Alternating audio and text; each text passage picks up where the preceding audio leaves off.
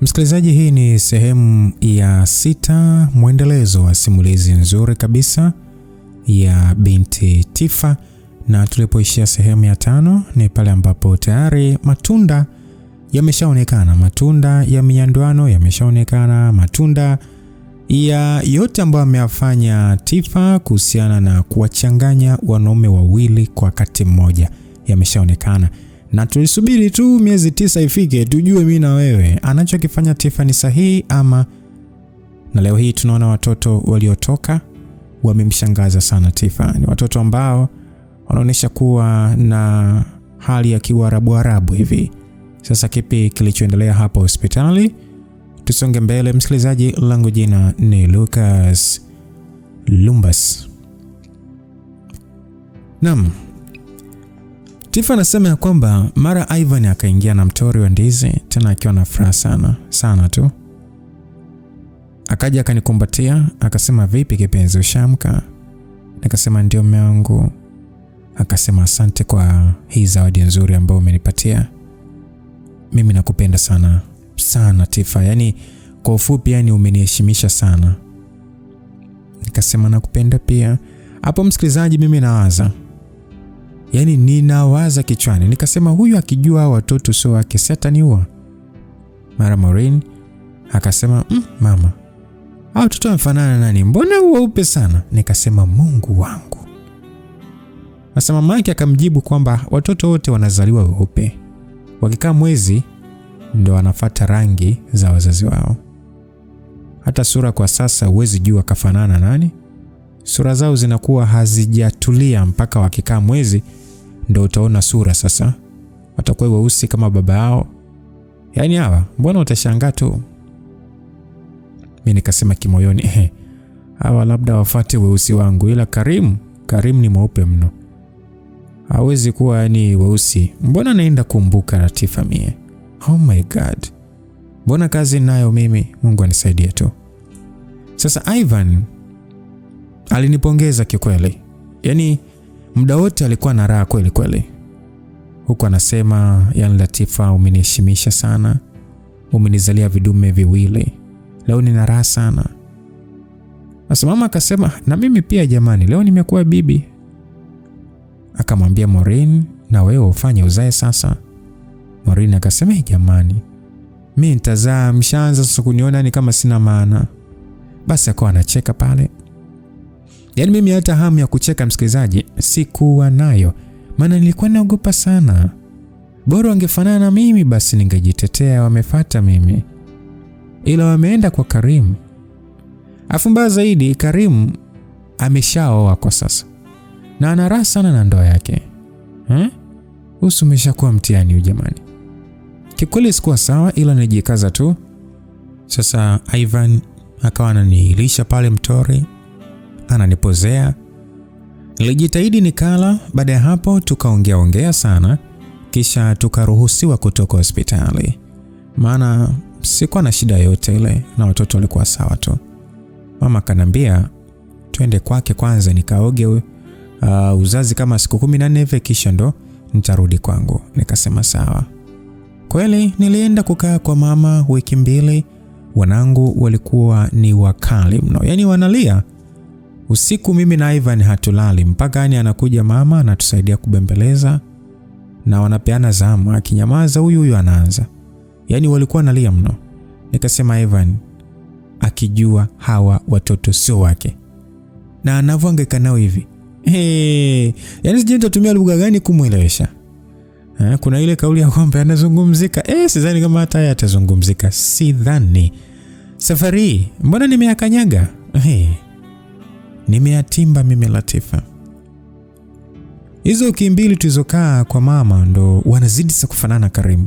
Nikasema Mungu wangu, mbona ishakuwa shida? Yani sikuwa nina amani kabisa kikweli. Nilipomaliza uzazi mama akaturuhusu sasa tukarudi kwetu. Ivan akawapa majina watoto. Kulwa akampatia Rodney, alafu Doto akampatia Lodrick. Wanangu walikuwa na wazuri mno, yani baba yao mtupu. Walijua kumfuata kila kitu, paka vidole kama vya Karim. Yaani hawa watoto hawakuchukua chochote kunihusu mimi. Lo. Basi kapita mwezi, nikawa sasa nimepona kabisa, napambana na wanangu. Ivan wala hakustuka, ndio kwanza anawapenda watoto wake. Anawahudumia kila kitu. Nikasema bwana, kama hajastuka mimi nampa tu watoto Ivan. Mengine tutajua mbele kwa mbele huko. Nikaambia Ivan, vipi kuhusu ndoa? Akanambia tungoje watoto wasoge kidogo. Wakifika miezi 6 na kuoa kipenzi changu. Nikasema sawa. Ivan hakupunguza mapenzi kwangu, wala alikuwa ni ananipenda tu, yani kwa ananipenda, yani sijata nisemeje. Ni ananipenda. Mimi ndo najistukia sana. Maana siku zinavyozidi kwenda, wanangu wanazidi kufanyaje? Wanazidi kwenda kwa baba. Yaani wanazidi kufanana na baba, yani ndio ninachomaanisha. Nywele kama Waarabu. Siji nini. Sasa siku hiyo Maureen akaja kwangu. Nikamkaribisha, tukapiga sana story huku tunabembeleza watoto. Akasema hivi, Latifa, hao watoto wakakaa Ivan kweli? Nilistuka, moyo ukafanya pam pam pam pam. Nikasema ndio. Akasema sasa mbona tabadiliki jamani? Mbona hizo nywele tabadiliki? Mimi nidhani uchanga, ila kila siku ni zipo hivi hivi. Afu mbona upe hivi? Tifa, umdanganyi kweli kaka yangu wewe? Yaani mbona kama unambambikizia watoto? Nikasema shosti jamani, hadi wewe? Kumbe hadi wewe uniamini? Sasa nikaambia kwamba mimi mama yangu anasema alikuwa ana asili ya Waarabu, japo sijawahi kumuona, wenda wamefuata huko kwa bibi yao, ila watoto ni wakakako kabisa. Akasema sawa, na kama sio sisi tutajua tu. Nikasema kuwa na amani bwana. Kikweli nilijikaza, ila niliogopa sana. Basi Maureen jioni akaaga, akaondoka zake. Usiku Ivan akarudi, yani ni kama hayuko sawa hivi. Nikaona anawaangalia sana wanangu. Nikasema vipi? Akasema hivi, Latifa, una uhakika hawa ni wanangu kweli? Mbona sifanani nao hata kidogo? Nikasema kumekucha. Itakuwa Maureen kamstua kaka yake. Sasa nikamfuata taratibu Ivan, kisha nikamkumbatia. Nikamwambia baba Rodney, ina maana huniamini ama? Akasema nakuamini. Nikasema sasa shida nini baba? Hao ni wanao, mimi ndo mama. Na mimi ndo najua kuwa na ya kwamba ni hao ni wanangu na wewe ndo baba hao. Kwa hiyo kwa na amani mwangu. Ivan akasema okay, ili kujithibitishia basi kesho twende tukapime DNA. Nikasema kwani tumefikia huko watuaminiani ama? Kwa nini mimi nakubambikizia watoto, si ndio? Yaani kwamba mimi nakubebeshia mzigo, si ndio? Ndio kwanza watoto na miezi 2. Wewe ushaanza kukwepa kusije kuwa baba. Mpaka unasema watoto sio wako kweli? Basi nikajifanyisha pale nimekasirika. Ivan akasema sio kwa baya kipenzi, mimi nataka tu kujithibitishia tu basi. Maana sielewelewi. Nikasema okay, naondoka na wanangu. Nikaanza kutoa nguo zangu katika kabati bwana. Ivan sasa akana nizuia. Mimi hapo najifanya nimekasirika. Si unajua tena nani? Yaani hata simsikilize, natoa nguo zangu tu. Ivan akasema basi aishi mke wangu. Unajua nini? Maureen ndo ambaye amenishawishi. Mbona mimi sikuwa na wazo hilo? Sikuwa na wazo hilo hata kidogo kipenzi changu. Basi aishi mke wangu. Mimi ni wanangu na nitawalea pasavyo kama baba. Basi baada ya kuongea hivyo, hapo ndo nikatulia. Nikakaa kitandani nikajifanya nalia. Ivan akasema mama, sio nalia nini? Tumeshaongea kipenzi changu jamani. Hakuna masuala ya DNA tena. Hao ni wanangu. Nikasema bwana, mimi naumia sana kuona mpaka baba wanangu aniamini, anaona mimi nimebambikia watoto. Ivan akasema basi kipenzi changu, basi yameisha, okay? Ayo wala usijali, mke wangu. Nikasema mume wangu. Basi Ivan akapotezea kabisa masuala ya kupima DNA. Akawa yuko busy na mimi na watoto. Na ananipenda. Aliniambia dukani nisiende mpaka watoto wafike miezi 6. Na hapo ndo tutafunga ndoa na ataniruhusu kwenda kwenye shughuli zangu. Nikasema sawa. Basi nikawa busy sana na wanangu. Dukani napiga simu tu kujua maendeleo. Amanda alikuwa anasimamia vizuri tu, maana nilikuwa namlipa pesa nzuri tu. Siku hiyo sasa nimepumzika nyumbani na wanangu mida ya mchana hivi. Maureen akanipigia, nikapokea, akasema yaani wewe binti mbaya sana na ni mshenzi mno. Nikasema Maureen, mbona matusi tena? Kwani mimi nimekufanyaje? Maureen akasema kwa unajifanya ujue kwamba unajifanya ujue kwamba umefanya nini? Yaani kumbe wewe unamtuisha kakaangu mizigo sio muhusu. Alafu mimi nakwambia namwambia kakaangu sijui umemroga, atakata kunisikiliza. Unajiona mjanja? Nikasema Maureen, kuna shida gani? Watoto ni wa kakaako, mbona niandama sana? Kwani shida nini? Akasema mshenzi mkubwa wewe. Na leo nimeonyeshwa huyu aliyekuwa bwana wako, anaitwa Karim. Amefanana na watoto copy and paste. Nilishtuka. Akasema alafu wewe umekaa hapo kazi kumfanya kakaangu bwege. Sasa nasema hivi, nitakukomesha. Na hapa nampigia simu bro, namwambia na ikiwezekana ninampeleka akamuone Karim ajihakikishie. Mshenzi mkubwa wewe. Nikaona hapa kazi ipo, muda wote kinanuka. Basi bwana, niliwaza sana, nikasema au nimwambie Ivan ukweli, maana sio kwamba mimi nilimcheat, ila nilijichanganya tu. Msikilizaji, nadhani utakuwa unakumbuka kwamba nilikuwa nalala na Karim, kesho yake naenda kulala na Ivan. Ila mimi kwa kuwa nimekutana sana kimwili na Ivan kuliko Karim, ndio maana nilijua mimba ni ya kwake. Nikaona hili swala lishakuwa gumu kwangu. Maana kama kweli Maureen mchukua kaka yake akaenda kumuonyesha Karim, hata una tofauti kati ya hawa watoto na Karim. Nikaona mambo yashaanza kuchangamka hapa. Asubuhi mchana nilikaa kwa wasiwasi sana na niliwaza mengi sana, lakini sikuona cha kuamua bado. Usiku Ivan akarudi, ila hakuwa sawa kabisa. Alafu alikuwa ni ana hasira mno. Nikasema kucha. Nikamuuliza vipi, salama kutokako? Wala hata kunijibu, akanitupia basha yake. Nikasema nini hiki? Akanambia fungua na usome. Basi nikafungua, nikakuta ni majibu ya DNA. Yanaonesha wale watoto si wanae. Yaani vipimo vinaonesha yeye na wale watoto wana uwiano wa 0.00. Wewe, nilistuka. Nikasema nini hiki? Hasa alivyoniona nimeshtuka, akaniambia vipi? Mbona shtuka? Kwamba ni wewe ufahamu wale watoto si wa kwangu?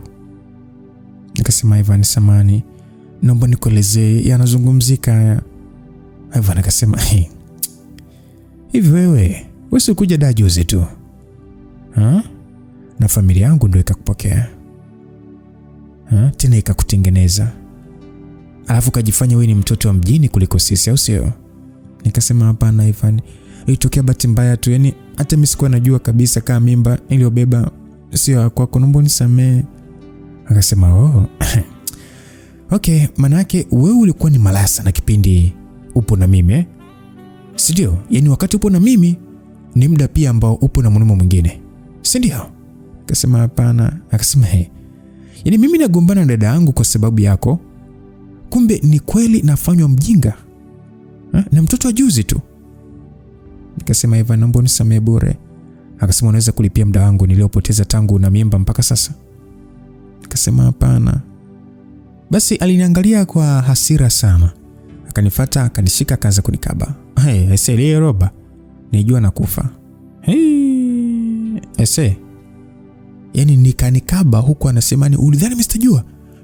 Ulidhani sitafahamu kama umenibambikizia watoto? Malaya mkubwa sana, mshenzi kabisa wewe. Au nilivyokuwa na nyamaza ukaona kwamba yani kwamba sasa ushanipata, si ndio? Sasa leo unakuwa malaya mkubwa wewe, ninakuwa. Nikaona huyu ataniua kweli. Nilimpiga teke la kwa babu kule kwenye yale mayai ya kienyeji yale mawili, ndo akaniachia. Mimi nikafungua macho. Sasa hapo macho amenitoka kweli kweli, mpaka nikaa na kwa watu. Akainuka akasema, yani unanipiga? Unanipiga? Sasa nitakuonyesha. Basi akanifuata pale chini, akaanza kunipiga. Alikuwa ananipiga. Alinipiga. Yani kama anapiga, yani kama anapigana mwenzie. Nyie acheni tu. Maumivu yalinizidia, nikaanza kuomba msamaha. Nikasema Ivan, nisamee, nikuelezee vizuri, utaniua mwenzio. Akasema unielezee nini? Yani unataka uzidi kunidanganya, si ndio? Unataka uzidi kunifanya nifala, si ndio? Sasa leo utafia ndani na paka wako hao. Na ndio maana kipindi kile kila nikitaka kukuoa nafsi yangu ilikuwa nzito sana. Kumbe Mungu alikuwa ananiepusha na wewe, ibilisi mkubwa wewe. Basi mara akaingia baba, mama pamoja na Maureen. Baba akawa anamshika Ivan aniache. Maureen akawa anasema baba muache amfundishe adabu, huyu mwanamke mshenzi sana. Msikilizaji, yani Maureen alinibadilikia kama sio mie shosti yake. Basi baba akafanikiwa kumshika Ivan, ila alikuwa ni ana hasira sana. Akanasema niacheni muonyeshe mshenzi mwa tabia huyu, niacheni. Huyu mwanamke alikuwa ananiona mimi ni mpumbavu. Si ndio? Yani nimelea mimba miezi 9. Hakuna kitu alitaka mimi nikamnyima. Afu kumbe mimi anaona mimi bwege. Mimi nalea mzigo wa mwanamume wangu kweli. Hana upendo wote kwangu, mniacheni mfunze adabu. Anafuata pesa zangu tu huyu. Yani nitamuua mimi, anasemaje? Nitamuua mshenzi huyu. Basi babake ndo akaanza kumtuliza pale kuwa atulie. Mimi hapo nipo chini nalia. Jamani msikilizaji, umalaya huu. Umalaya ndio, kwa sababu wewe unashindwa kutulia na mtu mmoja, unaruka tu unatembeza kitumbua chako, leo kinapigwa na huyu kesho. Wewe si ni umalaya huo? Ningetulia na mtu mmoja yote asingenikuta. Basi bwana, kila sehemu ya mwili wangu yani una maumivu. Ivan akasema naondoka, ila anasemaje nikirudi nisimkute yeye wala wale paka wake wale. Sitaki wakuta wote. Yani mimi nikirudi nikamkuta hapa namuua yeye na wale paka wake. Basi hapo mimi nimetulia tu, sina la kusema. Basi Ivan akasema mama mimi nilikuwa naambia huyu demu ni malaya mama. Nyinyi mlikuwa mnanibishia tu mama. Mama si mnaona mimi nimelea mimba miezi 9 mama, kumbe ni abasha wake tu mama. Mimi nampa kila anachotaka. Kumbe yani mama mimi naumia sana mama. Jamaa alitukana. Ivan aliumia sana mbele ya wazazi wake, yani aliumia sana. Mwenyewe nibaki nalia tu. Kisha katoka nje akaondoka zake. Of course inauma na inakatisha tamaa Basi mama akaniambia yani kumbe wewe mtoto ni mshenzi sana Nilikuwa sikujui.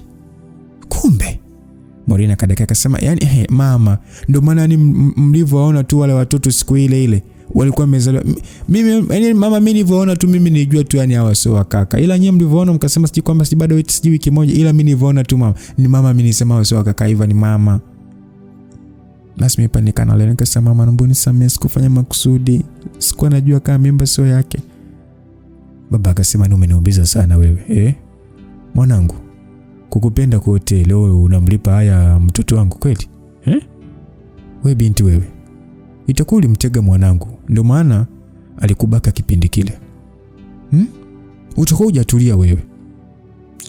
Nibaki nalia tu msikilizaji. Mama kanambia haya, nyanyuka kabebe paka wako, mbwa mkubwa. Unajiuliza nini hapa? Unadhani kuna mtu atakuonea huruma kwa ambao umeyafanya? Unajifanya ushaujua mje? Wewe si nilikupokea wewe umekuja na nguo mbili tu hapa Dar es Salaam wewe. Mimi nikakununulia nguo. Leo umeujua mji, umeujua na mabwana unaitembeza tu, si ndio? Inapigwa tu popote, si ndio? Nikabaki kimya. Mama kaniambia akasema kwamba sasa wewe unalinga maduka Kariakoo. Kumbuka mimi ndo niliweka pale. Nitakukomesha mbwa mkubwa wewe. Na nitahakikisha narudi kwenu Matombo kama ulivyokuja. Mshenzi mkubwa wewe. Yani wewe maskini mkubwa kabisa. Wewe ndio kunitesa mimi kijana wangu wewe kweli? Nitakuonyesha nasemaje, mbona nitakunyoosha? Maureen sasa hapo ananisukuma masingi akaniambia mshenzi mkubwa wa tabia wewe. Jamani walinichamba. Mtu na mama yake walinichamba. Nibaki nalia tu. Mama akaenda chumbani. Akaja kawabeba wanangu sasa. Kawanyanyua mikono juu. Watoto ni wanaliwa naumia. Akaja kunibwagia wanangu kama ifurushi. Sio siri niliumia mno. Hasa watoto wanajua nini jamani? Hao wanaelewa nini? Wala hawana kosa. Ila nikanyamaza kimya. Akanambia haya, beba nguruwe zako uende. Usitujazie kiwingu huko ndani.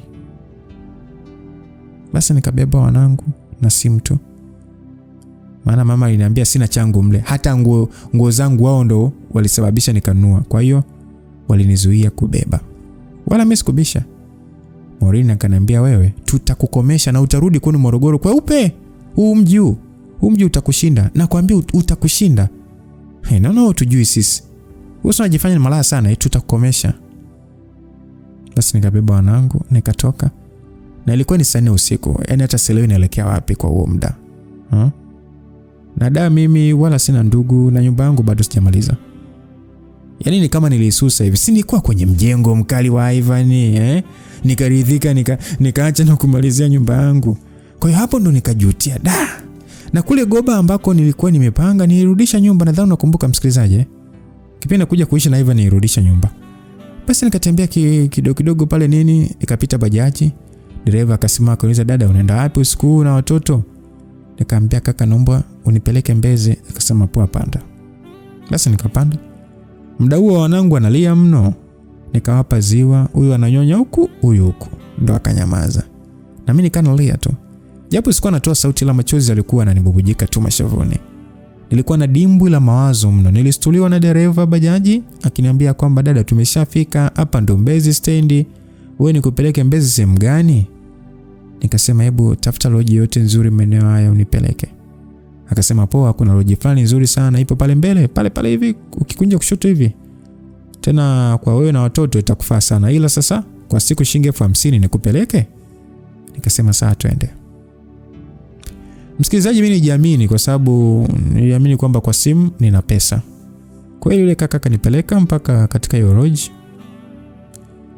Nikamwambia naomba nikulipe kwa simu. Akakubali, nikamlipa kisha nikashuka na wanangu. Nikaingia ndani ya ile lodge, nikaulizia chumba, nikaambiwa kipo, nikalipia kwa simu pale, nikapewa funguo mpaka room. Nipo hoi. Wanangu nao wakaanza kulia. Nikaanza kuwabembeleza pale, wakalala. Nikaanza sasa hapa nifanyeje jamani? Mimi mbona sielewi jamani? Sielewi kabisa maisha yangu jinsi ambavyo yanaenda. Benki nilikuwa na kama milioni 8. Maana dukani nilikuwa nishatia mzigo mpya. Nikasema hapa ngoja nimalize nyumba yangu, nifanye finishing ya kawaida tu. Maana mimi nitaka ile ya kisasa sana. Nikasema hapa milioni 5 itatosha kufanya finishing yote ya nyumba. Nitafanya ya kawaida tu, japo nilikuwa nataka ya kisasa, ila kwa sasa nimeshakwama. Mambo yakikaa sawa nitatengeneza vile nataka. Basi niliwaza kweli, hata sijui ni usingizi unanichukua saa ngapi, na ile siku wanangu hawakunisumbua kabisa. Yaani kama walijua kwamba mama hao nimechoka. Basi kulivyokucha asubuhi, nikampigia simu fundi wangu wa nyumba. Nikasema nataka siku 3 nyumba ikamilike. Nikatumia milioni 6, nikaelekeza jinsi iwe. Yaani simple tu ili nihamie kwanza, maana nishakwama. Akasema sawa boss, hamna shida. Basi mimi nikasema poa. Nikamtumia ile pesa, akanambia leo wanaanza kazi. Nikasema poa. Nikalipa tena pale lodge kulala kwa siku 3. Nikamtuma na mfanyakazi mmoja hivi wa pale lodge. Akanunulia nguo za watoto wa kiume, pampers na beseni pamoja na madela. Basi na mimi nitaka nguo za kuweza kubadilisha, maana nguo zote niliacha kwa Ivan. Kweli yule mfanyakazi akaenda akaniletea, nikampa na pesa usumbufu pale, akashukuru kweli. Mimi nikaingia ndani. Nikawaogesha wanangu vizuri, nikawavalisha, nikawaweka kitandani. Wakawa wanacheza tu. Japo mazingira ya lodge sio mazuri kukaa na watoto Tena ndio kwanza na miezi 3 tu. Lakini mimi sikuwa na jinsi kabisa, ilinibidi. Basi nikampigia bibi, nikaanza kumuelezea mkasa mzima ulivyo. Akaniambia umeshamwambia Karim kuhusu wanae? Nikasema hapana bibi. Karim kaoa, ndoa yake haina hata miezi 6, mimi sitaki kumwambia nisije kumharibia ndoa yake bure. Bibi akasema kwani wewe unamtaka Karim Latifa? Nikasema hapana. Akanambia kama wewe humtaki, ukimwambia kuwa una watoto wake, unalibuje ndoa yake hapo Mwambie kama una damu zake ajue, kama kukataa katae yeye, ila wewe umueleze ukweli. Nikasema sawa bibi, nitamwambia. Akanambia alafu rudi nyumbani kwanza, ukae hata siku 2-3 ili uweze kukaa sawa. Nikasema sawa bibi, nitakuja, kuna mambo naweka sawa. Bibi akanambia sawa. Basi pale lodge nilikaa siku 4. Mafundi wakanambia tayari nyumba imemalizika kama nilivyotaka. Nikaenda kupaona, kulikuwa ni kuzuri tu. Yaani papo simple tu, ila rangi nzuri, madirisha niliweka wavu tu, japo nitaka aluminium, ila ndo hivyo mambo yalishakuwa mengi sana. Nikasema hapa patanifaa tu, mambo yakiwa mazuri hayo mambo mengine nitafanya baadaye. Basi nikanunua sofa zangu pale na flat yangu na subwoofer, maana mimi napenda sana kusikiza muziki na umeme nishavutaga. Nikanunua na kitanda changu pale cha kawaida tu cha mbao na kabati la nguo, milango 3 simple tu na vyombo vyangu 2-3 pale. Nikasema hapa ninaanza maisha, alafu mzigo wangu wa dukani ule ukiisha, faida nitaongeza vitu vingine. Basi nikanunulia wanangu nguo, nikanunua na madela pale, nimeongea na wafanyakazi wangu wa dukani, Wakaniambia dada, biashara ipo, tunapiga kazi. Nikasema poa, naenda Morogoro mara moja, kuweni makini, nikirudi nitakuja. Akasema sawa. Kweli siku hiyo kwa mara ya kwanza na mimi nikalala kwangu kwenye nyumba yangu. Nilipata amani sana na nilala usingizi mtamu mno. Asubuhi niliwahi kuamka, nikajiandaa pamoja na kuandaa wanangu, nikaenda kupanda basi, nikaanza safari ya kwenda Moro kwa bibi. Jioni hivi niliwasili kwa bibi. Ndugu zangu walifurahi sana kuniona, hasa bibi alifurahi sana. Nikakuta wadogo zangu wamemaliza shule. Wa kiume kafaulu, anatakiwa kwenda advance. Wa kike huyu kafeli, anamsaidia tu bibi kuuza duka. Basi bibi alivyoona tu wanangu, akasema Karimu wanadamu kali sana. Hawa watoto yani hata uulizi. Nikasema acha tu bibi, watoto yani wamedhalisha hawa, mimi sina hata hamu. Ila sasa ni wanalia sana. Yani bibi mwenzo mimi anakesha, yani nakesha. Yani basi tu. Naomba mnisaidie jamani, acha nipumzike jamani, mnisaidie kuwabembeleza. Bibi akasema wala usijali, mimi nitafanyia dawa, hawa wataacha kulia kabisa. Wewe hautaamini, wewe ngoje. Nikasema nitashukuru sana bibi. Basi nikaongea na bibi sana, akaniambia so Ivan ndo umeachana hivyo? Nikasema Ivan hataki hata kunisikia. Kuanzia yeye wala familia yake wanaona ni mwabimbikia makusudi, kumbe hata mimi sikuwa najua. Ila nashukuru kwa sasa nipo kwangu tu na ndo nimehamia jana. Bibi akaniambia hongera, kama upo kwako hongera. Hata kama kukiwa ni paovyo, ila ni kwako ni kwako bwana. Basi bibi akaniambia ila pole sana na mitihani iliyokukuta mjukuu wangu. Unajua wewe hujajua tu, ila mimi nilipomuona Karimu tu nilijua huyu ndo mwanaume ambaye anakupenda sana. Ila yule Ivan alipokuja hapa niliona kabisa hana upendo wa dhati na wewe. Yaani hata angekuoa yule angekusumbua. Tuniamini mimi bibi yako. Ila wewe kuna vitu itakuwa tu umemfanya Karimu, maana hata mimi sijampata muda sana. Akasema bibi achana naye, mimi hawa mbona nitawalea tu, hawatanishinda hata. Basi na nikamwambia bibi ya kwamba nitaondoka na Asha. Msikilizaji, Asha ni mdogo wangu wa kike ambaye kafeli form 4. Akanisaidia pale kwenda dukani. Basi nilikaa kama wiki hivi kwa bibi na akawafanyia dawa wanangu wapunguze kulia, maana walikuwa ni wakali mno. Na kweli walipunguza kidogo. Nikarudi dawa na Asha, nikamnunulia simu kwa ajili ya mawasiliano. Sasa niliona Asha baki na watoto, mimi nikaanza kwenda dukani nipambane na maisha. Asha anakuwa anabaki na watoto. Nikiwa sipo wanakuwa na kunywa maziwa ya kopo, nikirudi na wanyonyesha wanangu. Hayo ndo kama maisha yetu na biashara ikawa inaenda vizuri tu. Nikawa na mshukuru Mungu. Siku moja Karimu alikuja dukani kwangu, kapendeza sana, yani mpaka kanenepa. Naona ndio ilimpenda sana. Akanisalimia kama hatujuani vile, nikaitikia. Akamwambia Amanda nataka vitenge. Mimi nipo kimya tu namwangalia. Akaja nipokaa. Wakati huo sasa Amanda yeye alikuwa anamtafutia vitenge alivyokuwa anataka. Basi akanambia hongera. Nikamwambia hongera nini? Akanambia si umejifungua, nimesikia una mapacha. Nikamwambia asante. Akanambia afu umekonda sana Latifa, yani uzuri wote haupo, ama ndo ulezi umekuchakaza hivi? Msikilizaji, nichukia. Nikasema kimoyoni, fala wewe, ungejua wanao wanavoninyonya hivyo, wewe mwili mimi naupata saa ngapi? Japo msikilizaji, kikawaida kwenye maisha yako usipende sana kumwambia mtu umekonda. Acha. Hata kunenepa tu ile saa unaweza kumwambia tu mtu unaona, kwa sababu sio kila nenepa anapenda. Kuna watu wengine wanachukia sana kunenepa. Kwa hiyo usipende sana kumwambia mtu umekonda. Yani hata bora kidogo kwamba naona umenenepa. Ni kwamba ile mtu kuridhika na maisha, lakini kukonda kama tu umeona mtu amepungua, kaa kimya, huwezi jua anapitia nini. Basi akanambia kwa hiyo vipi ndoa lini sasa, maana naona umezalishwa tu alafu jamaa yupo kimya. Nikasema hivi, kwani umetumwa? Umetumwa kuja kunipeleza ama? Mbona maswali mengi? Akasema no, sio hivyo, mimi nimuuliza tu. Nikamwambia lipia uende bwana, mengine hayakuhusu. Basi alitabasamu akatoa 300. Akaniambia hiyo nyingine ya zawadi ya watoto, maana yeye alichukua vitenge vya kama 100,000 hivi. Basi kimoyomoyo nikasema maskini, nikatoa pesa kwa ajili ya wanae alafu hata ajui. Basi Amanda alimpa vitenge pale, akashukuru akaondoka zake. Ikapita miezi miwili, nipo busy tu na maisha yangu. Siku hiyo sasa usiku nipo kwangu nacheza na wanangu. Simu yangu ikaita bwana. Na check hivi ni Ivan ndo anapiga.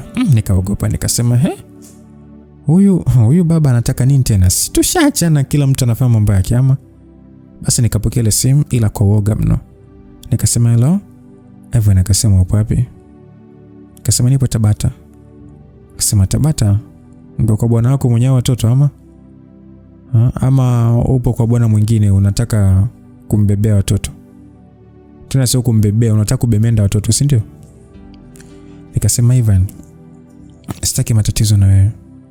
Naomba basi uniache niwe na amani. Akasema sikia, rudi nyumbani tuje kuongea. Au nielekeze Tabata sehemu gani? Sehemu gani hapo upo nije nina maongezi na wewe. Sasa msikilizaji, mimi wala hata sikutaka maongezi naye. Nikasema maongezi yanahusu nini? Akasema mimi nimekubali kuwa baba kwa hao watoto, rudi nyumbani. Nakuomba sana mwanamke wangu. Naomba rudi tuendelee na maisha. Na mimi ilikuwa ni bahati mbaya tu, wala ukufanya makusudi, maana mimi nakujua sana Tifa. Na kubwa zaidi nakupenda sana. Nikasema subutu nyo. Eti nirudi kwake. Kwa yale matusi ambayo kwanza alinitukana yeye na familia yake. Afu eti nirudi. Sio kweli. Labda kama sio mimi Tifa. Nikasema mimi siwezi kurudi dia. Si unajua tulivyoachana Alafu kwa nini kupe mizigo sio kuhusu? Sio vizuri bwana. Kwa hiyo mimi siwezi kurudi. Akasema sikia Tifa, ile siku mimi nilikuwa na hasira sana. Nishategemea makubwa sana kuhusu watoto. Na nikiamini ni wanangu kwa sababu uliniaminisha. Ndio maana nimesema naomba unisamehe kipenzi. Tuje kuendelea na maisha. Mimi sielewi Tifa, najiona ni kabisa bila wewe sijakamilika. Asa niliona huyu ananipigia makelele tu, nikakata simu yangu. Kisha nikaizima kabisa. Ikapita mwezi niko busy tu na kazi zangu. Ivan akanapiga sana. Anaomba turudiane na watoto atawalea yeye, hana shida. Ila mimi sikutaka tena. Yaani matusi walionitukana leo nirudi. Sintaonekana nimefuata hizo pesa zao. Na mimi wala hata sina muda. Napambana maisha yangu tu. Siku moja Morini akanipigia. Nikapokea akasema halo. Akanambia wewe malaya. Hivi umemfanya nini kakaangu Hivi mtoto unajifanya mchawi sana Nikasema Morini, hivi mbona mnanionea jamani? Asa mimi nimefanya nini tena? Akasema wewe umemroga kakaangu wewe. Haiwezekani kila akikana kutaja tu, yani kila muda tu anakutaja wewe. Hataki mwanamke yote kisa wewe. Hivyo una nini haswa? Nakuuliza wewe kibwengo mkubwa una nini? Nikasema Morini, hayo mambo hebu ongea basi na kakako na aache kunifuatilia. Mimi wala sina muda naye. Na mimi binafsi simtaki kaka yako na sijawahi kumroga mtu.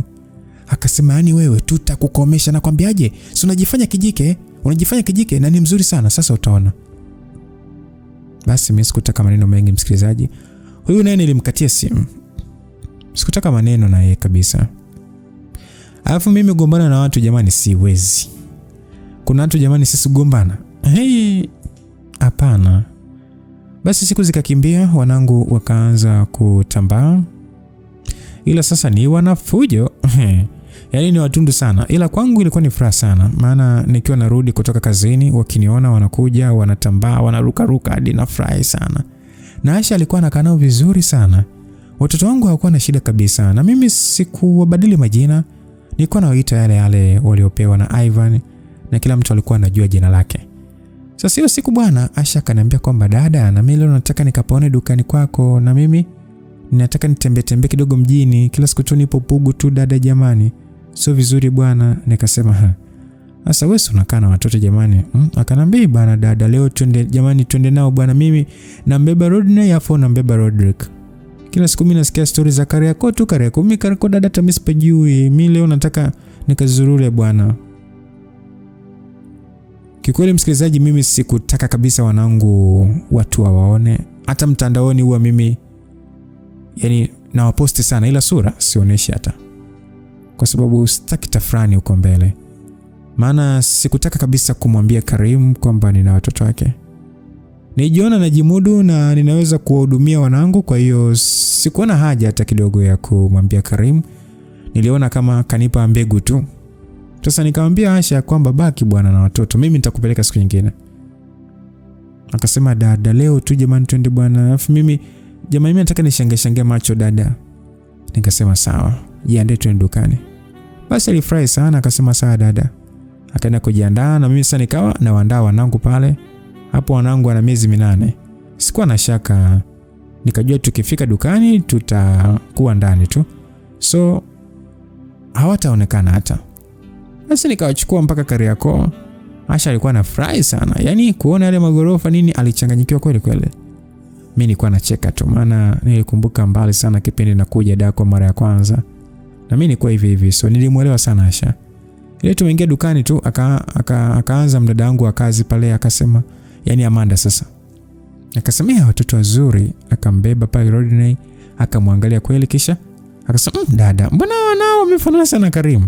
Nikasema we, angalia vizuri nani kafanana na Karimu hapo? Wana baba yao wao, wewe angalia vibaya. Msikilizaji, hapo mimi nilikuwa serious. Muda unaongea nilikuwa serious sana.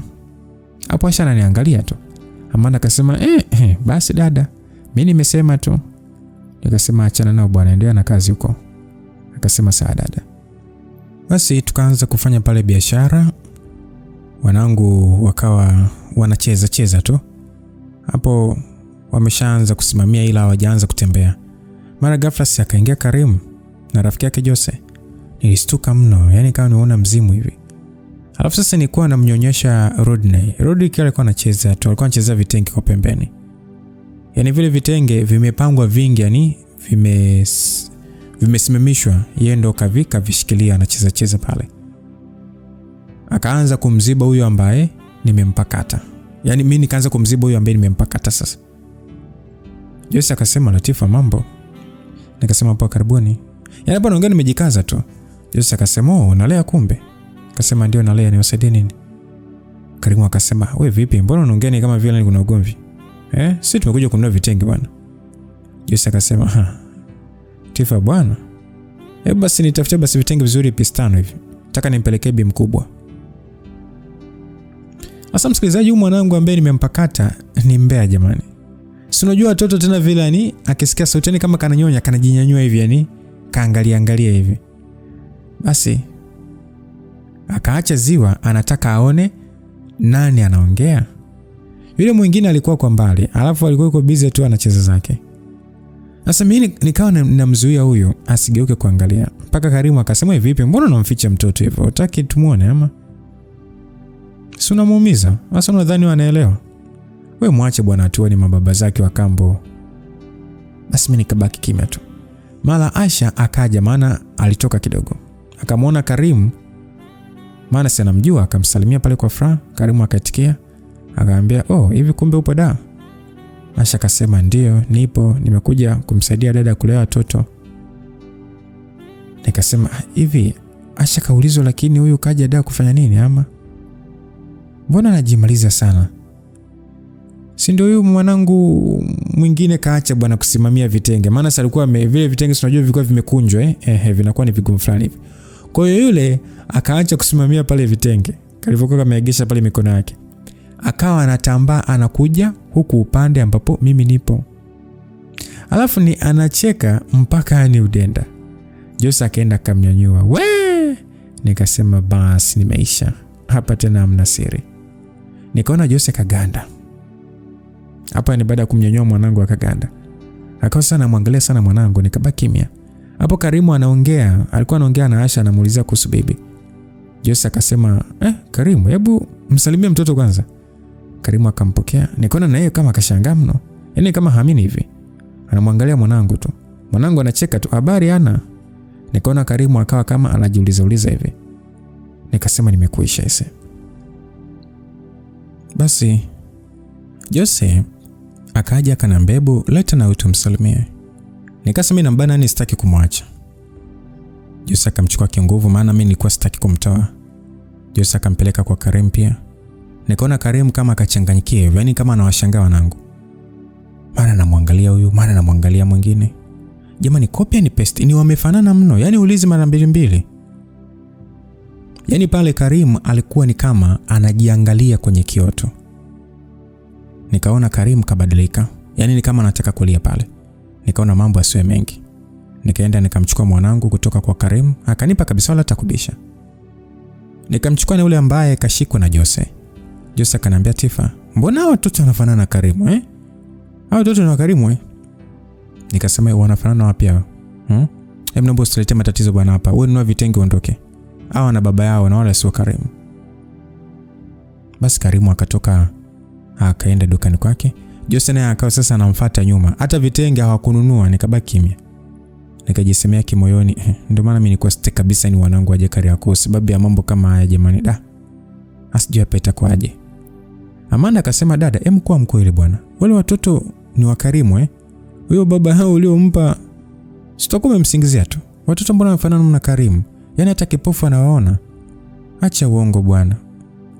Nikasema, Amanda, umeshaanza kunizoea sana Umenizoea sana, si ndio?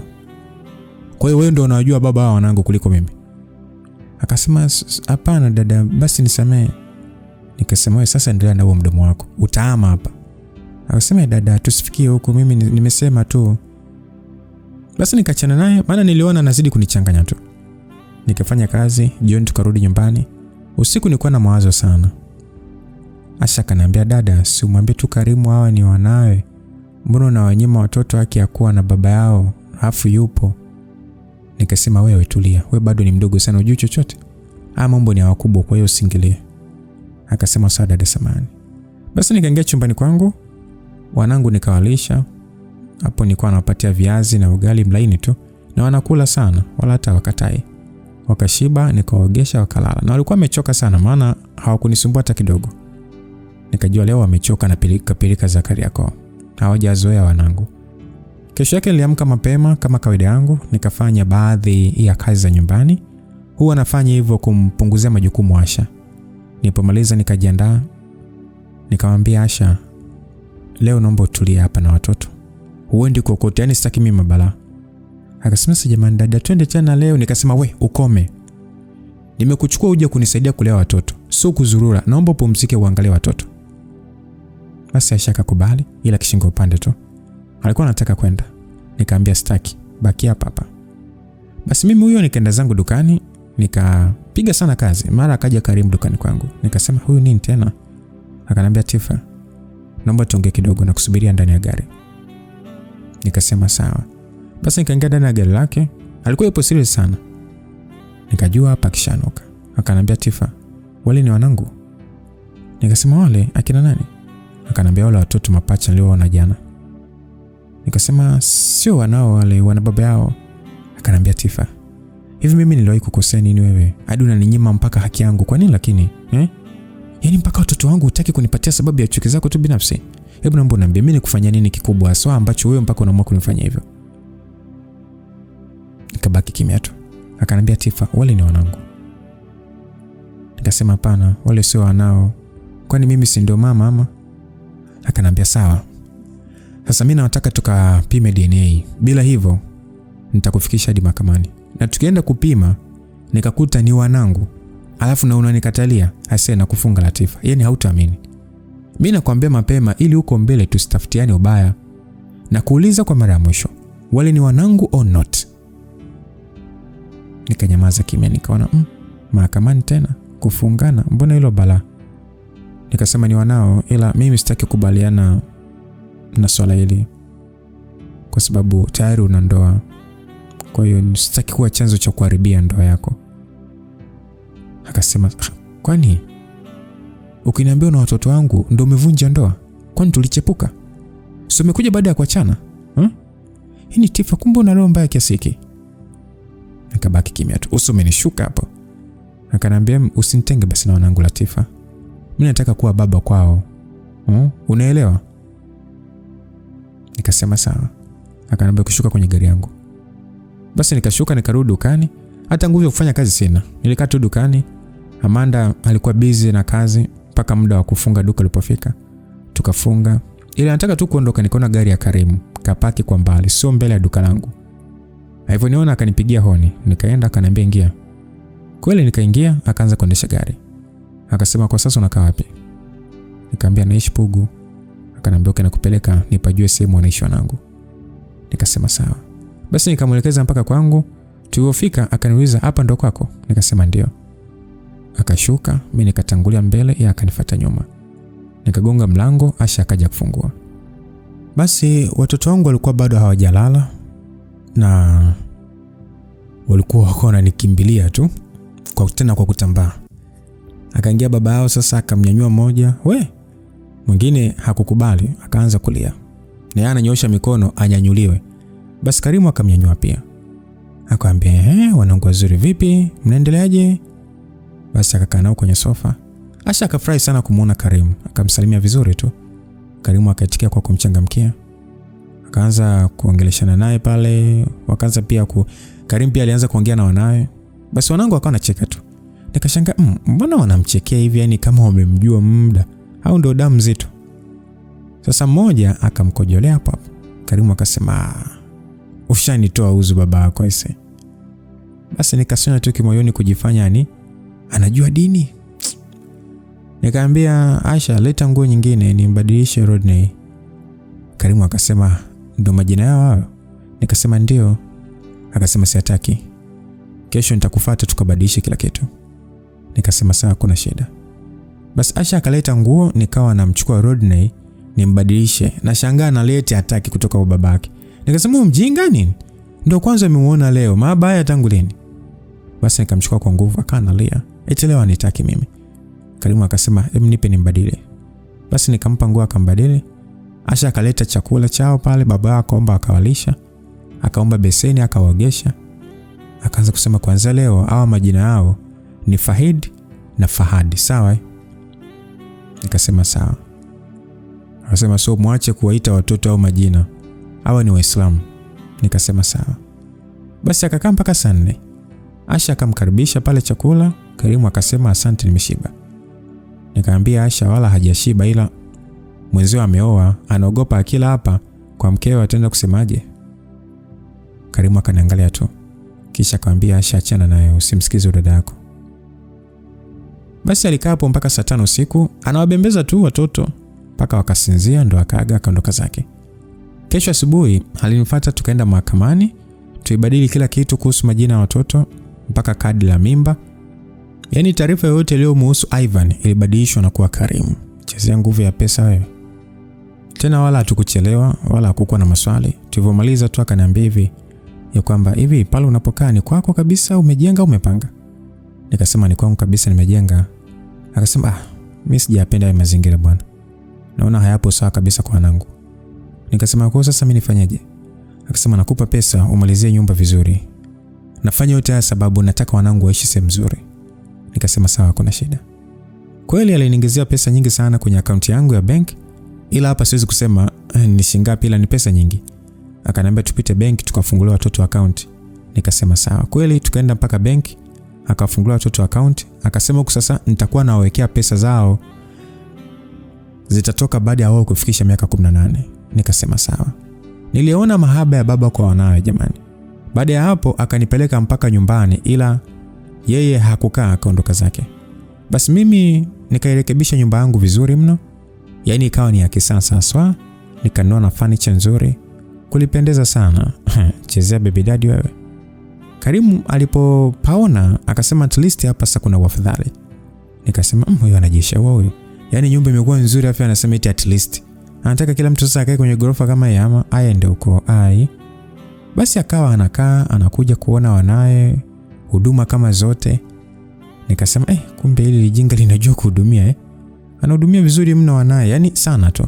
Muda mwingine anapiga video call, anaongea na wanae. Na hapa ndipo kesi ambapo zinakuja sasa kwa watu kama hujaachana na mzazi mwenzio vizuri, utajikuta unavunja ndoa yako ulionao sasa hivi. Unashangaa mtu saa 3 anapiga nataka kuongea na watoto. Kwa hiyo mimi nilikuwa nipo free kwa sababu yani si unajua tena ni kama ni sieleweke sijini postingo sijini, ndio maana naruhusu hayo yote. Kwa hiyo nikamwambia Karimu, naomba umwambie mkeo kuwa una watoto ili ajue, ili baadaye isije kaleta shida. Akaniambia usinipangie maisha, mimi ndio najua cha kufanya. Tena sitaki uingilie ndoa yangu kabisa. Mimi na wewe ni masuala ya kulea watoto tu. Mambo ya mimi na mke wangu hayakuhusu. Nikasema basi nisamee mimi babangu. Basi kapita miezi 3 nikawa naendelea na kazi zangu na watoto wangu wanaendelea vizuri tu. Siku moja nikiwa busy na kazi, akaingia Ivan dukani kwangu. Nikastuka kweli kweli. Akaniambia, "Vipi, mbona umestuka sana? Haukutegemea kuniona hapa ama?" Nikasema, "Hamna, una shida gani?" Akaniambia, "Shida ni wewe Latifa, so many block nimeona nikufuata hapa tuongee." Nikasema, "Sasa mbona tushamalizana, hatuna cha kuongea tena mimi na wewe?" Akasema, "Sikia, naomba usinichanganye. Naomba tuende kwenye gari, tunaondoka pamoja mimi na wewe." Nikasema, "Ivan, mbona kama umechanganyikiwa, twende wapi?" Nikamwambia, "Naomba utoke dukani kwangu." Akasema, "Unasemaje wewe? Hivi umeshasahau kuwa mimi, yani ile duka mimi ndio nimetoa mtaji, au umesahau? Mimi sishindi kulipiga moto ile duka. Na siku yote ukisikia limewaka moto juu ni mimi. Si ndio nakupa jeuri ile duka Anyanyuka tuondoke." Nikasema, "Sinyanyuki. Na sitaki kuondoka na wewe." Akasema, "Hivi kumbe unijue? Lazima tuondoke pamoja." Nikasema, "Sitaki. Na uniachie." Akasema, "Ngoja sasa nikuonyeshe kama mimi ni taira na nina jeuri ya kufanya chochote." Basi akaanza kubeba vitenge, anavitupa nje huko. Anawaambia watu, "Leo natoa sadaka vitenge, ukuteni tu." Amanda akasema, "Dada vipi, mbona sielewi?" Na mimi hapo mwenyewe nilishachanganyikiwa. Nikasema, "Ivan, hebu acha basi." Akanisukuma, akaniambia, "Wewe si ni jeuri. Sasa mimi ni kiburi." Basi alitupa vitenge mno nje na watu wakawa wanaokota. Nilichanganyikiwa mno, sio nataka Kariakoo. Basi hivi vingine akawa anachukua na vichana. Yani aliamua kuja kunifanyia fujo dukani ukaka. Nijitahidi kumzuia sana ila sikumweza. Si unajua tena wanaume wana nguvu. Nibaki nalia tu. Yeye anaendelea kutupa vitenge nje. Watu walijaa kama wote wanaokota vitenge. Mara Karimu akaingia bwana. Akasema, "Nini kinaendelea hapa?" Hapo mimi nipo chini nalia. Yaani hata kuongea siwezi. Sasa Ivan alipomuona Karimu akasema, "Kwa hiyo huyu ndio fala wako leo za naye, si ndio? Naona anavyofanana na wale mapaka yako." Karimu akasema, "Bro vipi, mbona unafanya fujo dukani kwa watu?" Ivan akasema, "Wewe fala, tulia, umesikia? Wewe unakula makombo tu. Sasa sisi ndio tulioitoa bikra na sisi ndio tuliomleta mjini huyu ambaye unamuita mwanamke wako." Karimu akamshika akamwambia, "Sikia basi, acha kutupa vitenge nje." Ivan akasema, "Wewe fala, nini? Unaletea shombo wako hapa? Unaletea shombo wako hapa, mimi mtoto wa kiume? Wewe mwenyewe unakuaje mweupe hivyo kama demu? Hebu nipishe bwana. Hapa hata kama nikitupa vitenge mimi ndo nilitoa msingi wa ile duka. Au huyu kaba wako hakukwambia kweli duka mimi ndo nimemfungulia?" Karimu akasema, "Hata kama umemfungulia wewe, nimesema acha kutupa vitenge nje." Ivan akasema, "Wewe si fala tu, unadhani mimi unanitisha? Mimi ni mwanasheria mkubwa sana na nitakufunga fala wewe. Kwanza mshanifanya boya sana wewe na mwanamke wako. Mlinibambikizia mimba. Alafu mimi sikuogopi wewe. Wewe ni mchumba tu." Karimu alichukia, akampiga ngumi Ivan. Ivan alianguka mpaka chini. Akainuka na yeye wakaanza kupigana. "Nyie, mbona ile siku nilichanganyikiwa? Jamani." Mimi na Amanda tukaanza kuwagombelezea, kwani wanaelewa sasa. Karimu alikuwa anampiga sana Ivan. Huko anasema, "Nilikuwa nakutaka sana wewe. Nina hasira na wewe muda mrefu sana. Ulifanya Latifa akanikataa kwa ajili yako." Basi Ivan naye hakukubali. Anasema, "Na mimi nakutaka sana, wewe ndio unajifanya kidume. Umemzalisha mwanamke wangu." Nyie, jamani, ilikuwa ni moto. Yaani hakukuwa na hakukubali kushindwa. Duka lilivurugika jamani. Ngumi ziliwaka. Jamani. Paka wa baba majirani sasa, yani majirani zangu na wafanyakazi wa Karimu kule dukani kwake ndo waliamua. Hapo kila mtu sasa nikapasukia kwake yani. Ivan alipasuka maeneo ya mdomo, damu zinamtoka. Karimu mkononi na hisi Ivan alimng'ata. Nyie, acheni tu. Sasa wameshikwa, ila Karimu anatukana vibaya sana. Sikuwahi kujua Waarabu ni washenzi hivi ese. Ni ana matusi huyu baba. Mengine niyasikia hapo. Sikuamini kama ndo yeye alikuwa amechafukwa mno. Ivan naye akawa anasema labda sio mimi utama hapa Kariakoo Mwarabu koko. Mshamba tu. Hapo watu kama wote nje. Basi Karimu akaondolewa, akapelekwa dukani kwake. Huku sasa anatukana vibaya sana. Anamwambia Ivan, "Hujui chochote fala wewe. Ndio maana hujampa mimba. Mimi ndo kidume. Ndio maana nimeweza kumpa mimba. Tena watoto mapacha fala wewe." Siri zilimwagika. Yaani kila mtu anajitapa kwamba yeye ndo amekula kitumbua. Jamani, nilivuliwa nguo. Basi nikaa naogopa sana, maana Karimu ni ameoa na mkeo ni mfanya biashara wa huku Kariakoo. Ila Karimu ni kama alijisahau, yani kama kaoa. Alijua ni kuyamwaga nyie. Akawa anasema, "Huyu Latifa mimi simwachi fala wewe. Unamdai shilingi ngapi? Huo msingi wako ambao unaosemea ni shilingi ngapi nikupatie uache kumfuatia mwanamke wangu? Kwanza hakutaki wewe. Fala wewe, acha kumngangania." Huko Ivan naye alikuwa hajapoa, ni anatukana mno. Sasa kaambia Ivan, "Hebu naomba basi waache kutukana, naomba waache." Kanambia, "Nini niache? Kwa hiyo unataka bwana wako atambe au sio? Ana pesa kunilipa mimi yule? Hasa nitamkomesha. Mbona ataondoka Kariakoo hii? Labda yani mimi sio mwanasheria Ivan." Nikasema basi acha Ivan. Akasema, yani ukitaka niache tuende nyumbani mimi na wewe sasa hivi." Nikasema sawa, acha tutaenda. Sikutaka, yani mimi sikuhitaji tena mizozo, sikutaka. Maana watu walijaa sana dukani kwangu, ni furu aibu. Na walishantia hasara ya kutosha. Maana wamevunja vitu kibao mno ndani. Ivan ndo akapoa akasema, "Funga duka twende." Nikasema sawa. Nikamwambia Amanda, "Funga duka. Mimi natoka." Ivan akanishika mkono tukaenda mpaka kwenye gari yake. Karim si akatuona bwana, akaja kama yani kishada. Akanishika mkono akasema, "Unaenda wapi? Unaenda wapi?" Nikasema, "Karim, wewe umeoa, hebu jiheshimu basi kidogo, utaniletea matatizo. Ngoja mimi niende na Ivan tukaweke sawa kisha nitakurudia tafadhali sana baba Faid. Nakuomba sana. Usiwe hivyo." Akasema, "Wewe usinitanie. Hauendi kokote mbwa." Ivan akasema, "Yani ni anaenda." Karim akasema, "Hauendi popote hapa." Wakaanza tena kunivuta huyu huku. Mwingine akanivuta huku. Nikaanza kusikia ni maumivu, nikasema, "Niombe basi mniache. Mnaniumiza." Karim akaniachia, Ivan hakuacha. Karim akasema, "Wewe mwachie mwanamke wangu." Ivan akasema, "Hivi unajua mimi nimeanzia naye wapi huyo? Mimi ndo nimemtoa bikra huyu, simwachi." Wakavana tena, ngumi zikaanza upya. Jamani, ile siku ilikuwa ni aibu. Watu bana wakaja kuamlia tena logomvi. Walipoachanishwa, Karim akanichukua chap, akanipeka alipopaki gari lake. Akaanza kudrive, yani hata sijielewi. Nichanganyikiwa maana walijua kunitia aibu sana. Nitaweka wapi sura yangu jamani Kariakoo? Yani nagombaniwa na mume wa mtu. Na Karim kayamwaga mno. Nikamuuliza Karim, "Unanipeka wapi?" Akasema, "Kwako." Nikasema, "Hivi leo mmeamua kunidhalilisha?" "Asanteni bwana." Afu Karim, "Wewe ni mume wa mtu. Unadhani mkeo akisikia uliyofanya mimi, yani atanifikiriaje mimi?" Akasema, "Naomba unyamaze. Kwa sasa nakupeka nyumbani kupumzike. Sitaki ongea lolote. Naomba unyamaze kabisa." Basi mimi nikabaki kimya tu.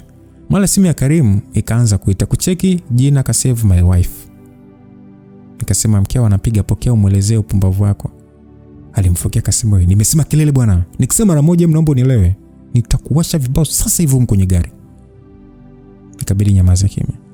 Basi akanipeka mpaka nyumbani. Akasema, "Mimi sishuki. Ila kesho asubuhi nakufuata. Tunaenda polisi. Unaenda kumshtaki Ivan kuwa amekufanyia fujo dukani. Na amefanya uharibifu, bila hivyo atakuzoea. Hautakaa kwa amani pale." Nikasema sawa. Basi nikashuka kwenye gari, nikaingia ndani, kichwa kizito kweli kweli. Asa kaniuliza, "Vipi dada, mbona kama upo sawa?" Nikasema, "Nipo sawa tu, ila leo nataka kulala peke yangu. Sitaki kusumbuliwa kabisa. Nenda kalale na kina Fadi pale. Mimi nitalala chumbani kwako." Akasema sawa. Basi mara simu yangu ikaita. Anayepiga ni Yasinta, nikapokea. Nikasema, "Hello." Akasema, shoga, imekwaje kwa dukani kwako? Mbona leo nasikia watu sijui wamenyukana wanakugombania wewe? Shida nini?" Nikasema, "Ni uongo bwana." Akasema, "Uongo? Wakati watu hadi wameposti mtandaoni? Kumbe unatembea na Karim jamani, na umezaa naye, na unajua kabisa ni mume wa mtu. Mbona unakosea sana shoga yangu?" Nikasema, "Yasinta, tukionana nitakueleza vizuri best yangu. Naomba nipumzike." Akasema, "Sasa shosti, kaa kwa tahadhari sana.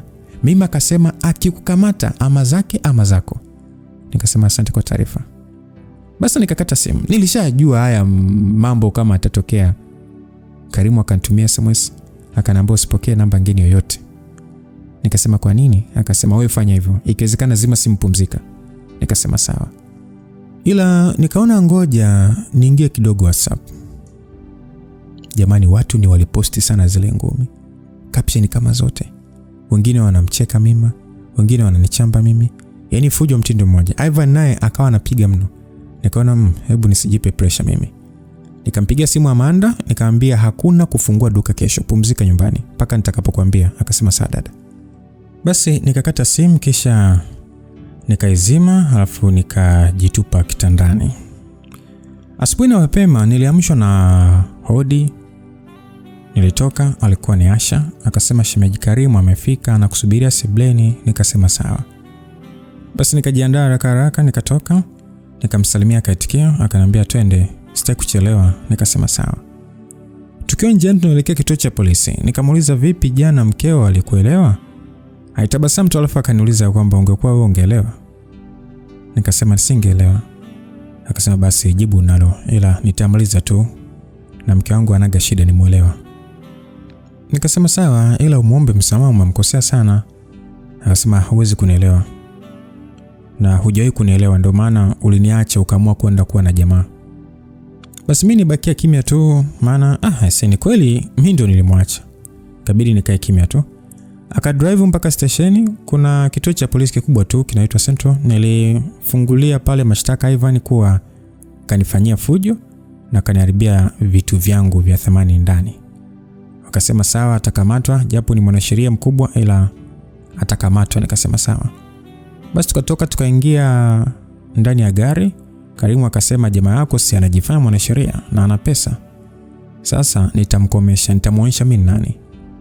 Nikaona sasa ni makubwa. Nikasema kumbe umenishauri nije kumfungulia kesi ili nimkomesha, sio? Akasema nataka upate amani, maana kama hizo gharama nina uwezo wa kuzilipa zote, ila nataka asizoee kuja pale kukufanyia fujo. Nikasema sawa, kwa hiyo unafanya yote hayo yani kama nani? Akasema mimi nafanya kama mzazi mwenzio, sababu najua ukiwa wewe ukiwa na amani hata wanangu watapata amani. Na wala sina kingine. Mimi na mke na nampenda sana. Nikasema sawa. Akasema usifungue duka mpaka tumalizane na hili swala. Nikasema sawa. Basi akanirudisha mpaka nyumbani. Kesho yake nikaambiwa tayari mshtakiwa wangu ameshakamatwa, yupo polisi. Mahojiano yanaendelea. Nikasema sawa.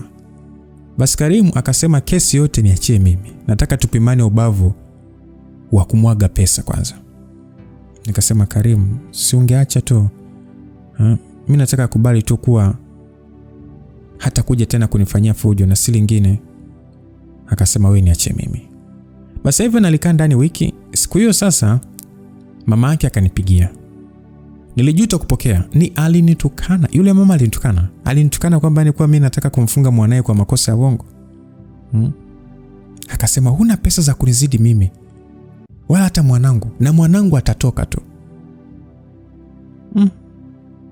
Yaani kumbe wala hata hawashindani na mimi, wanashindana na Mwarabu aliyechanganyikiwa. Sasa wao wanajua wanashindana na mimi. Hamna. Ni Mwarabu fulani tu ambaye yeye ameamua kutoa pesa zake kufanya mashindano. Hapo na Morina ananipigia na nitukana sana. Mwisho nikawa siwapokelei kabisa. Ikapita wiki 2 sijafungua duka na Ivan yupo polisi bado. Mamake Ivan alinipigia kwa namba nyingine nikapokea, sababu sikumjua kama ndo yeye. Sasa alipoyo siku mnane alikuwa amepoa sana. Akasema jamani Latifa mwanangu, ina maana umesahau mambo yote familia yetu iliyokufanyia, Suko tunakaa na wewe kama mtoto wetu. Na hata Ivan si kakusaidia mambo mengi tu. Kwa nini unataka kumfunga jamani? Unataka tukulipe faini milioni 700? Kwa uwajibifu gani ambao alifanya yani mpaka kufikia pesa yote hiyo? Latifa jamani, unataka mwanangu aende jela, sio? Mnapindisha sheria, Mnaona sana ni kwamba pesa ndio ina muhimu sana. Mnahonga pesa mno, si ndio? Una mwanaume kigogo ndio anakusimamia, Hebu naomba sana basi usimfunge mwanangu. Kashakaa wiki 2. Sisi tumeshindwa. Usimkomoe mwanangu hivyo. Yule ni wa kiume. Naomba yaishe basi mwanangu jamani. Msikilizaji, nicheka moyoni. Mwanasheria ashamkuta kweli kweli. Achana na pesa jamani. Hata sijui Karimu alionga shingapi. Nikaambia usijali mama, naenda kufuta kesi siku ya leo. Na ataachiwa tu. Akasema nakuomba sana jamani ukaifute hiyo kesi. Maana kila mtu makosa anayo. Hata wewe ulimkosea Ivan. Na yeye kaukosea, mwanangu. Wiki ya 2 yuko ndani mtu yani hata haturuhusiwi hata kumuona. Msikilizaji, niliona aibu maana ni kweli hii familia mimi imenitoa mbali sana. Nikasema usijali mama, naelewa. Nilipomaliza kuongea na simu nikampigia Karimu. Nikasema Karimu, naomba futa tu hiyo kesi, muache Ivan, mama yake amenipigia nimeumia sana. Karimu akacheka akasema wao si wana pesa. Mimi nataka tushindane mpaka wote yani tufilisike. Bora umeshindwa mapema sana. Nikasema tukutane kituo cha polisi. Akasema poa. Kweli mimi nikajiandaa mpaka polisi nikamkuta Karimu. Tukaeleza kilichotupeleka pale. Karimu akamwambia yule polisi kwamba futa kesi. Dogo atakuwa ashakoma huyo. Ila ili atoke kuna document hapa za makubaliano. Ili asimsumbue Latifa. Kweli Ivan akatolewa kachoka. Yaani ujeuri wote yani upo mfukoni. Aisee, polisi sio kutamu. Basi polisi akasema, Mr. Ivan, kesi yako inafutwa, lakini kuna document hapa inabidi usaini ambazo zinasema ukienda dukani kwa Latifa ukafanya fujo tena unamlipa faini $700,000. Uko tayari kusaini kesi ishe? Akasema sawa. Akavuta document akasaini. Basi akaachiwa na mama yake na dada yake ndio walikuwa wanafika. Basi Maureen akaninyali kweli kweli. Mimi hata sikuwa na muda naye. Karimu akaniambia tuanzetu, tukaondoka. Akanipeleka mpaka nyumbani, akanipa pesa, akaniambia ingiza mzigo mpya dukani. Alafu pesa nyingine karabati vilivyoharibika, uanze biashara. Basi nikamshukuru sana. Akaniambia kila ninachokufanyia ni kwa ajili ya watoto. Maana najua wewe ukiwa upo vizuri hata wanangu watakuwa vizuri. Nikasema sawa. Basi bwana. Kweli nikarekebisha ndani dukani kwangu. Nikaagiza na mzigo mpya wa vitenge. Baada ya wiki nikamwambia Amanda aje kazini tuje kuendelea na kazi. Akasema sawa dada. Na kweli tukaanza biashara. Japo nilikuwa gumzo sana Kariakoo, watu walikuwa wananiongelea sana kuwa mimi natembea na mume wa mtu, ila nikawa napotezea, naendelea tu na biashara zangu. Siku moja nipo busy sana na kazi dukani, akaingia Mima ambaye ni Mrs. Karim. Nilipomuona wala hata mimi sikustuka, maana sitembei na mume wake hata. Alikuwa ananukia kama jini, kavaa mgauni wa bei, kajitanda na ushungi. Akaniambia mambo mke mwenzangu. Nikabaki kimya tu. Akaniambia sinaongea na wewe ama wewe ni kiziwi? Nikamuuliza unataka nini? Akaniambia nakutaka wewe. Nimekufuata wewe usiyejua kuoga. Mjinga mkubwa wewe. Mimi nikabaki kimya na muangalia tu. Akaniambia hivi unajua uchungu wa ndoa wewe? Yaani unajua mimi mwanaume wangu nimempigania kwa namna gani ama kwa muda gani mpaka kanioa? Nikasema la sijui. Akasema najua sana unatembea na mume wangu na umezaa naye mapacha. Sasa sikia binti, nimekuja leo kukuonya. Sitakanyaga tena hapa dukani kwako tena. Sitakanyaga hapa dukani kwako kuja kukuambia kuwa sijeti naomba uache na mume wangu. Ila ukiendelea kutembea na mume wangu nitakanyaga kwenye msiba wako. Kama mfanyabiashara mwenzangu wa hapa Kariakoo. Na kama kisingizio ni watoto na waomba nitawalea, ila kambali na mume wangu nitakupoteza binti. Alivyoongea hivyo huyo akaondoka. Amanda akasema dada, bora waachane tu na Karim. Maana mimi nasikia dada ni mshirikina sana, atakuja kukufanyia kitu kibaya bure. Nikasema kwani mimi mbona sitembea na mume wake? Hicho kitu kibaya hakiwezi kunifika. Mimi ningekuwa natembea na mume wake hapo sawa. Kwa hiyo achana naye tuendelee na kazi zetu. Amanda akasema poa dada. Basi tukafanya kazi mpaka jioni, nikarudi nyumbani kwangu. Usiku Karim alikuja, maana nilimwambia pampers za watoto zimeisha. Alikuwa kaleta. Nikamwambia wewe kwani mkeo umemwambia nini kuhusu mimi?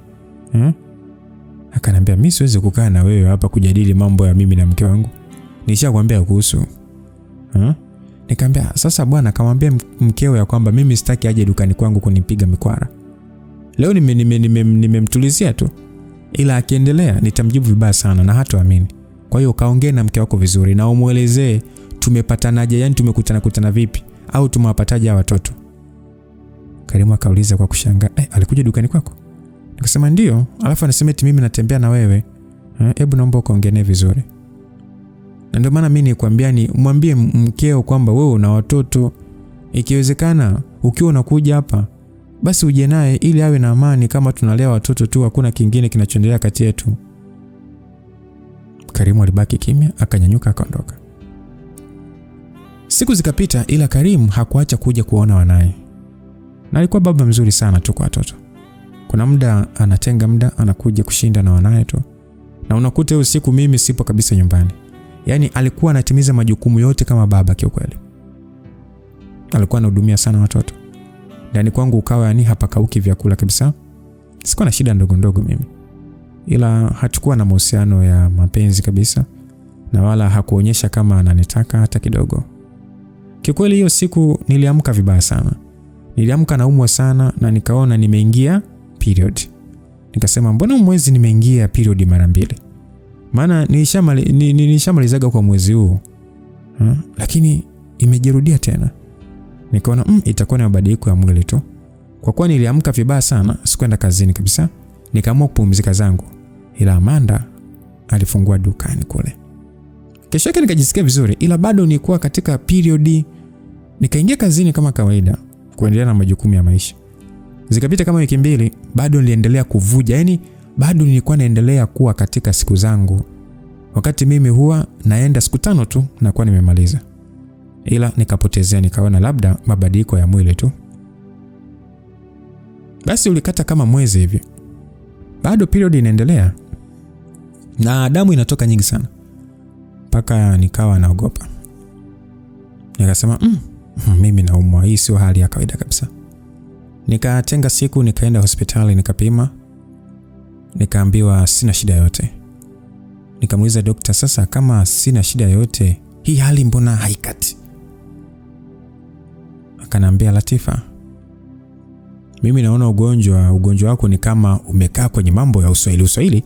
Hebu angalia na upande mwingine kwanza. Nikasema sawa.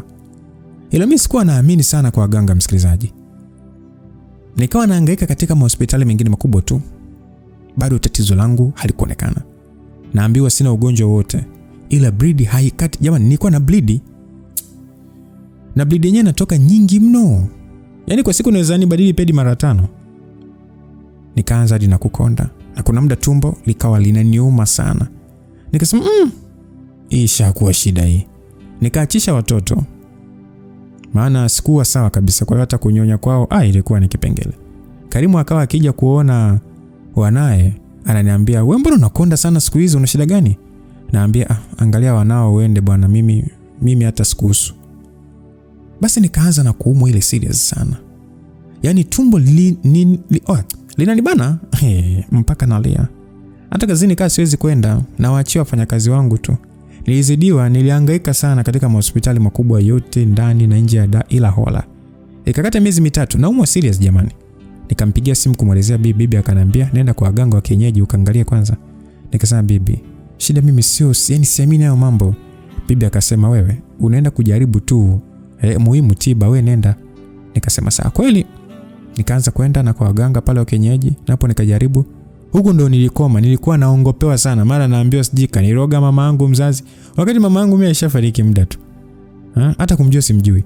Kikweli nilihangaika sana kwa muda wa miezi 3. Navuja mtindo mmoja. Haikati hata kidogo. Hiyo siku nizidiwa mno. Mpaka Asha akampigia simu Karimu. Karimu aliponiona alistuka, maana alikuwa kama ana mwezi hivi hakuja kwangu. Alikuwa amesafiri. Akaniuliza, "Nini shida mama? Unasumbuliwa na nini Latifa?"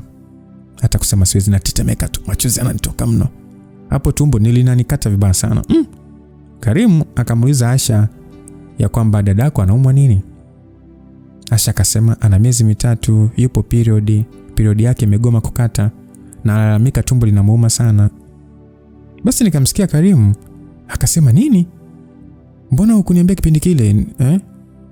Hafu basi libaki tu kimya. Mimi mambo yani hapo hata kumjibu siwezi. Naona ananichanganya tu. Karimu akamuuliza Asha, "Kwa hiyo ameshaenda hospitali?" Asha akasema, "Ndio, ameenda hospitali nyingi tu. Anaambiwa hana shida." Karimu akasema, "Mwandae nakuja kumchukua sasa hivi." Asha akasema, "Sawa." Kweli akaniandaa, hata kunyanyuka siwezi, nalia tu, tumbo linaniuma.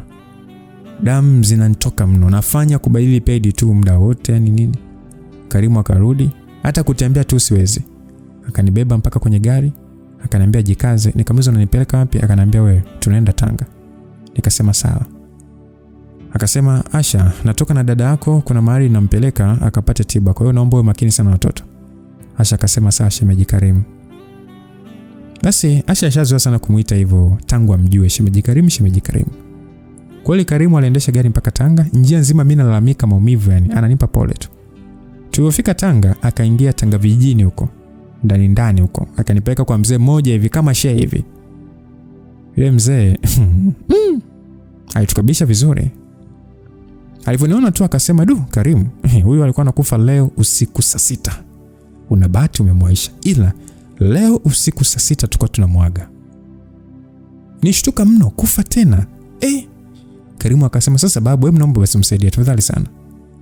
Basi yule babu akasema ya kwamba usijali, ile hali mmeshafika. atapona. Kisha yule babu akamwambia Karimu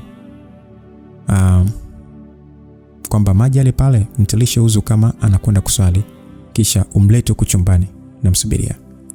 Basi Karimu akasema sawa. Kweli Karimu akafanya kama alivyoambiwa na yule babu, kisha akanipeleka kwenye hicho chumba ambacho yule babu alikuwepo. Hicho chumba kilikuwa kipo empty tu, yani hakina kitu zaidi ya mkeka na madawa tu. Nikakaa chini, yule babu akaanza kunisomea dua. Alisoma mno, nikaanza kuona nisijielewi yani. Yani kama nasikia kizunguzungu yani. Nikawa ni kama sio mimi vile. Nilikuwa nalia mno. Mdau sasa naongea, nilitumwa nimuue. Anatembea na mume wa mtu. Anatembea na mume wake. Yule babu akaya anasoma tu. Karimu na kijana mmoja hivi ambaye tulimkuta pale kwa babu walikuwa wamenishika kweli. Maana nilikuwa nataka kama kukimbia hivi. Basi nikaa nalia huko nasema mume wake anampenda sana huyu. Na anamsifia sana huyu. Mpaka anapigana na watu kwa ajili ya huyu. Amezaa naye huyu. Na kila kitu anamtanguliza huyu. Mpaka kilala anamtaja jina. Anampenda sana huyu kuliko mkewe. Ndio sababu nimetumwa mimi nimmalize huyu. Ila yule abaki na mume wake kwa amani sana. Ila natoka naungua jamani mbona mniache, nilitumwa jamani. Yule babu wala hata kuacha kusoma. Alisoma mpaka nikazima mimi. Nikaja stuka nipo kwenye chumba kina kitanda fulani hivi. Alafu hata sikumbuki chochote. Namuona Karimu anafuta machozi akaniuliza vipi unaendeleaje Tifa? Nikasema niko poa tu, tupo wapi huko? Basi akanikumbusha kwamba tupo Tanga. Nikasema ndio nimekumbuka ese. Akaniambia vipi tumbo bado linauma? Nikasema aliumi tena. Akaniambia twende koge alafu angalia kama bado zinatoka huko chini sawa? Nikasema sawa. Basi akanipeleka chooni akaniletea na maji, yalikuwa na dawa fulani hivi. Yananuka hayo. Akaniambia jikaze uoge hayo maji yote. Nikasema sawa. Nikaingia chooni, yeye akawa ananisubiri nje ya choo. Choo chenyewe kibovu kweli. Kimefunikwa na kanga, yani kanga ndo mlango. Lakini siwezi kusema kwamba eti ni kibovu kwa sababu ndo maisha vijijini. Nikasema Karimu mimi ya maji siwezi kuyaoga nanuka mno. Karimu akaingia chooni na nilikuwa hata sijavaa kitu yani. Akaanza kunimwagia maji. Nilikonda jamani, nilikonda. Yani ilikuwa ni kama mti. Yani hata siti yani hamasa. Yani sikuwa yule mimi kabisa. Akaniambia vipi? Huko kuna damu zinatoka? Nikasema hapana hakuna. Basi alinimwagia maji yote, nilijikaza tu, yalikuwa ni yananuka vibaya mno. Akamaliza kunimwagia, akanipa nguo ya ndani mpya na dera nikavaa, tukatoka sasa chooni. Yule babu akaniita katika kile chumba ambacho nilisomewa dua. Akaniambia pole sana mwanangu. Nikasema asante. Basi akanipatia dawa za kunywa pale. Zilikuwa ni chungu, akaniambia kunywa. Nikaanza kuzifikiria. Karimu akachukua, akanibinya mdomo, akanimiminia. Yani hakutaka kunibembeza hata kidogo. Yule babu akaniambia Tifa, ulikuwa umerogwa. Nilistuka nikasema mimi nilirogwa na nani? Nani amenifanyia hivyo jamani? Kwanza nimemfanyia nini mpaka niroge? Mbona mimi najitahidi kuishi na watu vizuri? Sasa nikaona Karimu katoa leso anafuta machozi. Yule babu akasema mimi sitaji nani kakufanyia hivyo. Ila mimi natibu tu. Cha muhimu ni kumshukuru Mungu. Amesaidia umepona Latifa. Ulitupiwa mdudu mbaya akuue. Ila tumeshamtoa kwa naamini utarudi katika hali yako ya kawaida sasa. Na hapo utakaa wiki unaoga na kunywa dawa.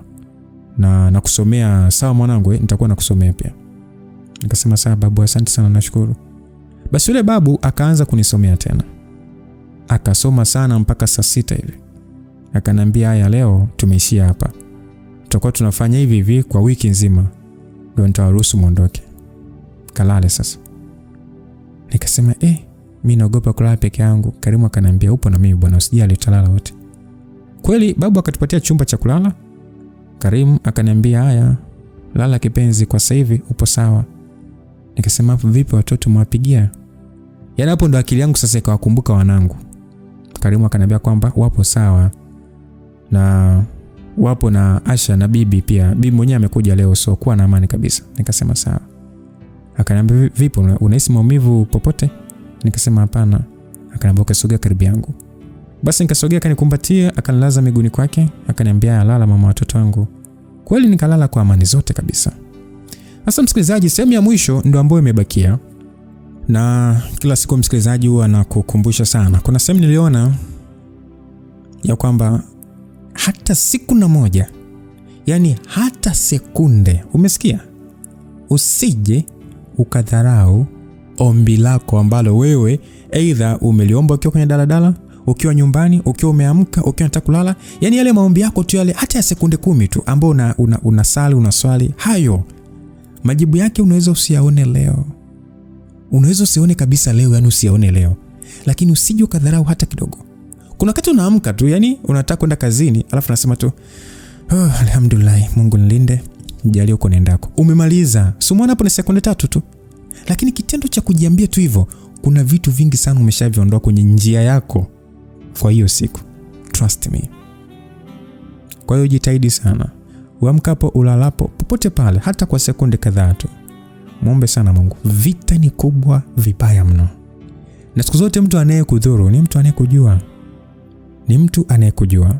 Mambo mengine yanaweza katokea kwako kwa bahati mbaya tu bila wewe kupenda. Lakini kwa wengine ikawa ni kesi. Mafanikio kwako yanaweza katokea tu bila wewe mwenyewe, yani hautumii nguvu yote, ni basi tu. Lakini kwa wengine ikawa kesi, ukafanywa kitu kibaya. Umeona? Kwa hiyo endeleeni kuomba. Makosa tunaweza tunafanya, lakini hatujui namna gani ya kuendelea kuishi katika hali ambayo ni salama zaidi kwetu. Okay? Kwa hiyo ndio hivyo, tutakutana sehemu ya mwisho kumalizana na hii simulizi hii ya Tifa. Ina vitu vingi sana ambavyo naamini mpaka sehemu utakuwa umejifunza. Mimi ninamaliza kwamba ya kuambia omba sana. Swali sana. So watu ukae siku nzima umekaa zako tu dukani, yani hata sekunde 6 tu unatembea zako, hata sekunde 10. Ombea chochote kwenye maisha yako. Kazi na upende sana kumshukuru Mungu. Mungu ni anawivu sana, hapendi kugombezwa. Usipende sana kwenda ukaanza, "Kwa nini Mungu?" Usimgombeze. Shukuru, alafu zungumza naye friendly. Mungu anasikia bwana. Yes, ukiziwi. Okay? Yes. Mdoto ulikuwa na Lucas Lumbas. God be with you till we meet again. Bye bye.